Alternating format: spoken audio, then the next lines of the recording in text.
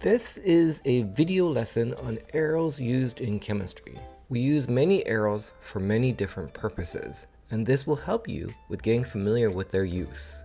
The first type of arrow is the forward arrow. You are familiar with this. As you can see, the reactants are written on the left and the products are written on the right of the arrow. This is a chemical equation and is normally balanced. This video continues with notes from Ogilvy's mechanistic pattern. In section 7.4, this is about over the arrow notation and how to interpret the reaction. Over the arrow notation is used very frequently in organic chemistry, and this is a compact or space-saving method to give information about the reaction conditions which are written over or under the reaction arrow. For example, in this reaction, reactants are written on the left as normal, and products are on the right of the arrow. Notice that the solvent, THF, tetrahydrofuran, and temperature conditions are written above and below the arrow respectively. In the second example, the main functional group is written to the left of the arrow because it is the organic molecule that will be the focus of the chemical transformation, and the reagents and other conditions are written above and below the arrow. This is called over the arrow notation. There is no general rule on what goes above or below, but I consistently write the reagents above and the solvent temperature below. Notice in the second example, the full reagent identity is included with over the arrow notation. In writing sequential reactions where there are two or more reactions, this can be written as separate reaction equations as shown here. In this example, the first reaction must be completed before the second is carried out. Water cannot be added to the first reaction as it will react violently with lithium aluminum hydride. The second reaction is called a base hydrolysis reaction and converts the intermediate product to an alcohol. These two reactions can be written as a more compact sequence. The first option is where the product of the first reaction is the reactant in the second reaction. In the color-coded scheme, the first reaction is highlighted in pink, and the second reaction is in blue. It is understood that the first reaction must be completed before the second one is performed. Option number 2. This is the most compact representation of sequential reactions. The main organic functional group is the sole reactant on the left. The reaction order sequence is written with the reagents and conditions above and below the arrow that are used to transform the reactant into the desired product. Note, in this representation, two sequential reactions are implied by using a single reaction arrow. Also, notice that the side products are not included. For other sequential reactions, there could be more than two sequential reactions, and only one reaction arrow is still used. The three consecutive arrows, either one after another or stacked, represent a question of multi-step reactions from the specific starting functional group and other reactants. You are expected to give the reagents and products for each step of the pathway to transform the starting reactant into the desired organic product. This may involve some simple side reactions to give a desired reactant for one or more steps. Number 2, the equilibrium arrow.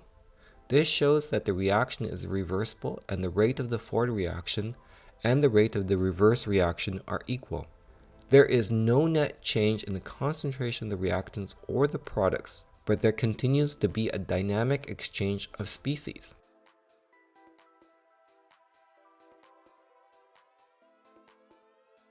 Remember that a change in concentration, temperature, or pressure causes a stress that is relieved by shifting the reaction to produce more products or favor the reactants to re-establish equilibrium according to Le Chatelier's principle. So, which equilibrium arrow do you use?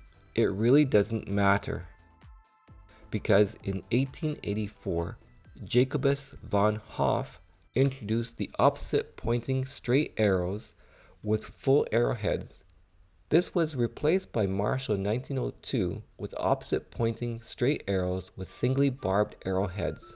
These singly barbed arrowheads for equilibrium should not be confused with the curved arrows that are singly barbed for radical single electron reaction mechanisms. Here are some examples of the use of equilibrium arrows. In acid-base chemistry, these reactions exist in equilibrium, and since chemists know the relative strength of acids, we know which side of the equilibrium is favored, and we can use non-equal size arrows that favor one side of the reaction over the other. So for example, hydrofluoric acid is a stronger acid than hydrocyanic acid. The equilibrium favors the product side as seen by the longer arrow pointing right and a shorter arrow pointing left. Conversely, if the reaction is written with the hydrocyanic acid and the fluoride ion as the reactants, the equilibrium arrow favors the reactant side.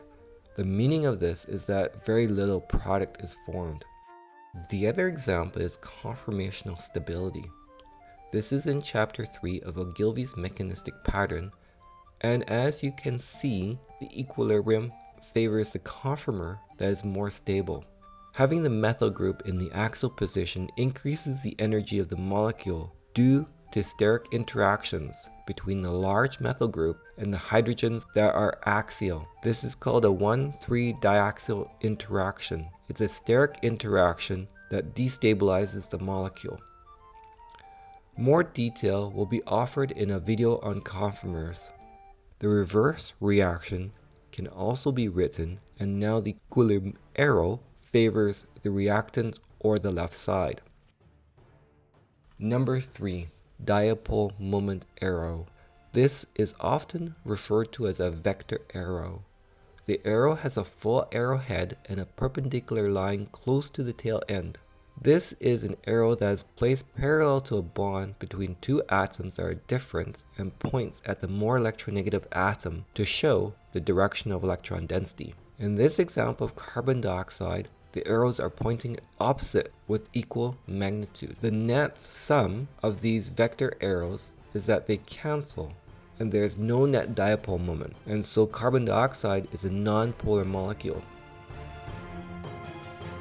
Number 4. The precipitation arrow. In solution, when a precipitate is produced, it falls down to the bottom, hence the downward pointing arrow. This arrow is used in the balanced chemical equation that replaces the S for solid. Note, both S and the arrow are not written together. Also note that when physical states are indicated, there is no need for the arrow.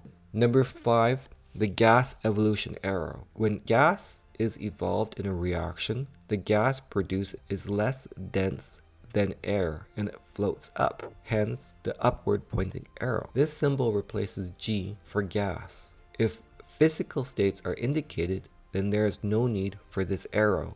Number 6. This is the electron occupancy arrow that represents the electron's spin angular momentum, either pointing along the direction of a magnetic field or opposed to the magnetic field. In each orbital, there can exist 2 electrons with opposite spins. For carbon that has 6 electrons, the electron configuration is given here. Only the 2p orbital is not paired, and it follows Hund's rule because the p orbitals are degenerate or equal energy. Arrows in orbitals can also be used to show the covalent bonding electrons between valence orbitals.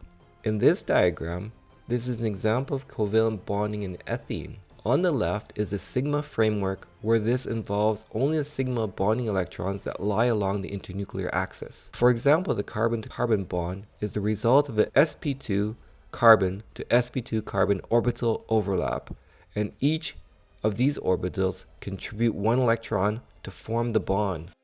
The pi framework is shown in color orange and blue. This is the overlap of p orbitals that are above and below the internuclear axis to give the pi bond.